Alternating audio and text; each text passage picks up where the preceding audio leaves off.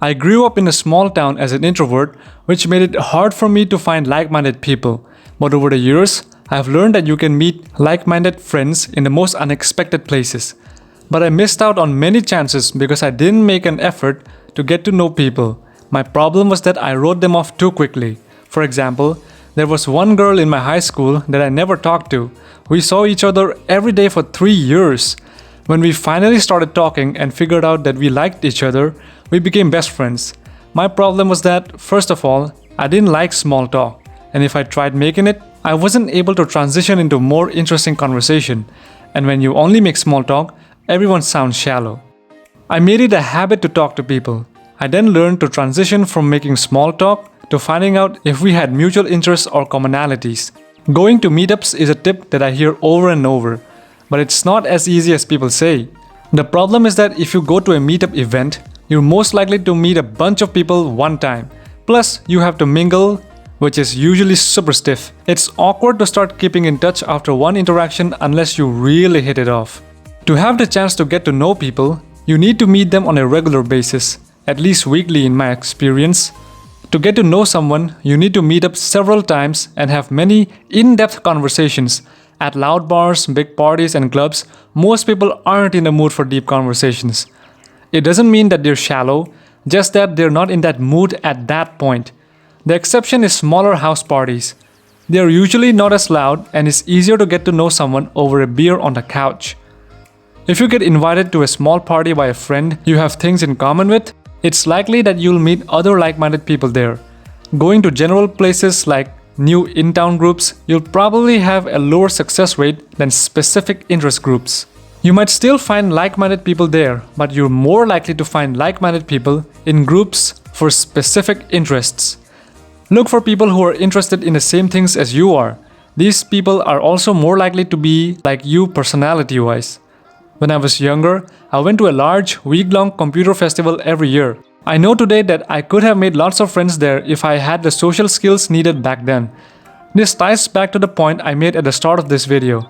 To find like-minded people, the key is to learn how to make small talk and then transition to personal conversation.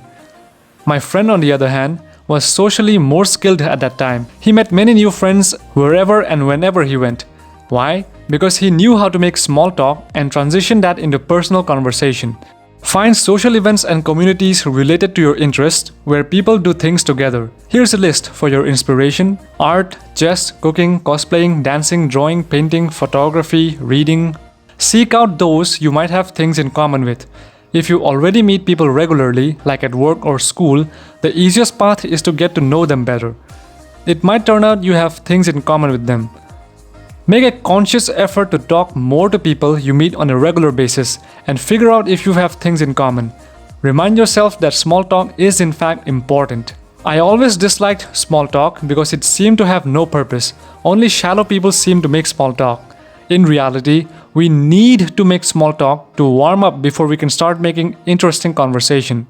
It's not really about the words we use or what we talk about. It's about signaling that we're friendly and open to conversation. When you say, "How was your weekend?" what you're really saying is, "I'm friendly and up for talking with you." On the other hand, if you make it a habit to talk to new people only when you have to, as I did the first half of my life, you make people think, "This person doesn't seem to like me because they never talk to me." Now that I understood that small talk is the bridge to getting to know people and figure out if they're like-minded, I enjoy small talk so much more. Today, online forums are several times more powerful with larger, more niche communities and more opportunities.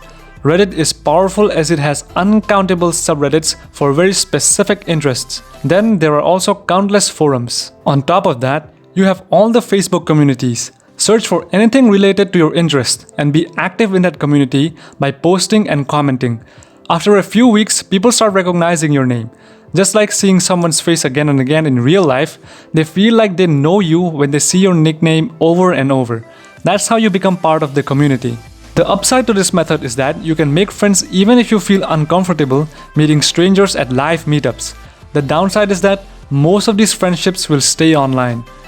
Sometimes there are opportunities to meet up live too. When I was younger, one of my interests was video games. Me and some friends from school used to meet up and play games. My friends, in turn, involved other friends, and I got to know a lot of people through them. You can join something ongoing related to what your interests are. The truth is that you can find like-minded literally everywhere as long as you make it a habit to get to know people on a more personal level. The point is that every person you come across is an opportunity to make friends with. Even if you're more likely to find like-minded people at events related to specific interests, you might still meet a soul sister or soul brother anywhere. Therefore, make sure to meet a lot of people. A good rule that a friend taught me is to say yes to 2 out of 3 invites. That means that you can say no when it really doesn't work for you, but you still say yes to the majority of invites.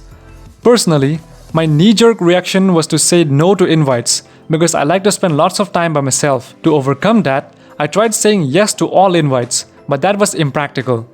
The risk with saying no to too many invites is that people soon stop inviting you. Not because they don't like you, but because it doesn't feel good to be turned down.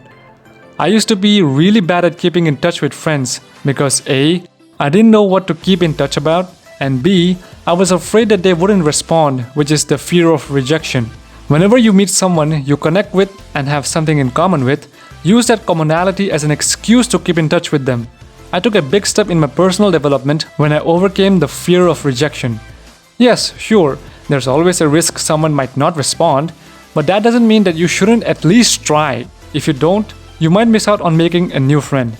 I know that this sounds like a lot, but you only need to take the first step to get going, and then you can learn along the way. If you enjoyed this video, I'm sure you will enjoy my other video essays. Thank you for watching. Like this video if you liked it. Subscribe to my channel to support me in my journey. My name is Sai, and I'll see you in the next video. Bye.